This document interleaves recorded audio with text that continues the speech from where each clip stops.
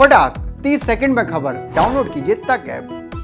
नमस्ते, मैं अविचल दुबे। न्यूज़ तक को आप नए रंग रूप में देख रहे हैं, लेकिन रौनक वही है, एक्सप्लेन करने का तरीका वही है जिसे आप लगातार पसंद करते आ रहे हैं।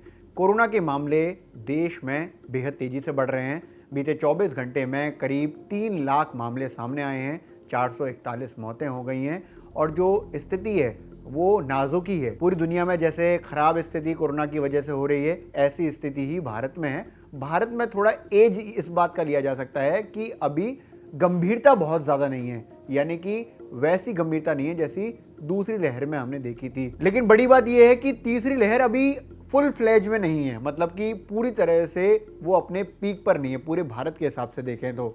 इसके साथ एक सवाल जो हमारे जहन में लगातार चल रहा है, जिसका जवाब हम चाहते हैं कि क्या भारत में लॉकडाउन लगेगा और लॉकडाउन कितना ज़रूरी है भारत के लिए, ये सवाल जो हैं वो बहुत इंपॉर्टेंट हो जाते हैं। अब इस सवाल पर जो जवाब है, एक तरह से जो नसीहत है, सुझाव है, वो WHO की तरफ से आया है। विश्व स्वास्थ्य संगठन ने इस बात को समझा है और इस बात को कहा है कि आखिर भारत में लॉकडाउन ज़रूरी है या नहीं। और इस बात से हम समझ भी सकते हैं कि भारत अभी लॉकडाउन की तरफ जा रहा है या नहीं। एक लाइन में इसका जवाब ये दिया है कि भारत में फ़िलहाल तीसरी लहर के दौरान फुल लॉकडाउन लगाने की ज़रूरत नहीं है। ऐसी स्थिति नहीं दिख रही है जहां पर पूरी तरह से लॉकडाउन कर दिया जाए।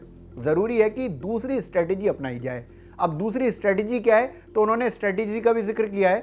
WHO में इंडिया के रिप्रेजेंटेटिव हैं रॉड्रिको ऑफ्रिन। उनका कहना है कि इंडिया में कोरोना को रोकने के लिए पूरी तरह से लॉकडाउन करने या ट्रैवल को बैन करने से नुकसान ज़्यादा होता है, इसलिए ज़रूरी है कि दूसरी स्ट्रेटेजी में हम कुछ सवालों के जवाब खोज लें। सबसे पहले तो हमें ये देखना चाहिए कि ये वायरस कितना इन्फेक्शियस है, यानी कि ये वेरिएंट कितना इन्फेक्शियस है। तो ये बात सही है कि ओमिक्रॉन जो है वो डेल्टा के मुकाबले कई गुना ज़्यादा इन्फेक्शियस है, लेकिन हाँ, दूसरे सवाल में ये आता है कि ये कितना सीवियर कंडीशन में पहुंचा रहा है। तो डेल्टा के मुकाबले सीवियर नहीं हो रहा है। तीसरी बात ये है कि वैक्सीन इस पर असर कर रही है या फिर हमने जो पहले वैक्सीन लगाई है उसका कितना असर हम पर हो रहा है। तो ये बहुत बड़ी बात है कि वैक्सीन से बेहद ज़्यादा फ़ायदा हो रहा है, इसलिए जो गंभीरता है वो बहुत ज़्यादा नहीं बढ़ रही है। यानी कि मामले ज़्यादा आ रहे हैं लेकिन हॉस्पिटलाइजेशन कम हो रहा है, लोग अस्पताल में कम जा रहे हैं या फिर उनकी तबीयत कम खराब हो रही है। WHO में इंडिया रिप्रेजेंटेटिव रॉड्रिको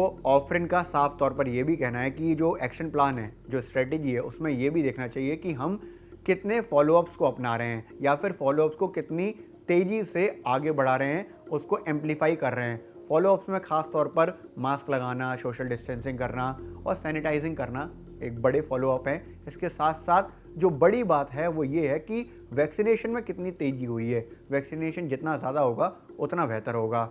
साफ तौर पर WHO ये मानता है, या हम लोग भी इसको देखते हैं कि जब फुल फ्लेज लॉकडाउन लगता है, यानी कि पूरी तरह से लॉकडाउन हो जाता है, तो नुकसान काफ़ी ज़्यादा होते हैं। सबसे ज़्यादा नुकसान तो रोज़गार को लेकर होता है। मज़दूरों के रोज़गार कम हो जाते हैं और पूरी तरह से जो इकोनॉमी है वो डाउन चली जाती है, क्योंकि फुल फ्लेज लॉकडाउन में किसी भी तरह के काम को अनुमति नहीं होती है। इस हिसाब से जो लोग होते हैं वो बेरोजगार हो जाते हैं। इसलिए ज़रूरी ये है कि स्ट्रेटेजी बेहतर की जाए, हम उन चीज़ों पर ध्यान दें जिससे ओमिक्रॉन को थामा जा सकता है, रोका जा सकता है या फिर उस पर एक तरह से नियंत्रण किया जा सकता है। तो इसके लिए सबसे बेहतर तरीके जो हैं वो हैं फॉलोअप्स अपनाना। फॉलोअप्स को आप तो एक तो थंब रूल में मान लीजिए कि मास्क ज़रूर लगाएं, सोशल डिस्टेंसिंग बनाते रहें और सैनिटाइजिंग वक्त वक्त पर करते रहें।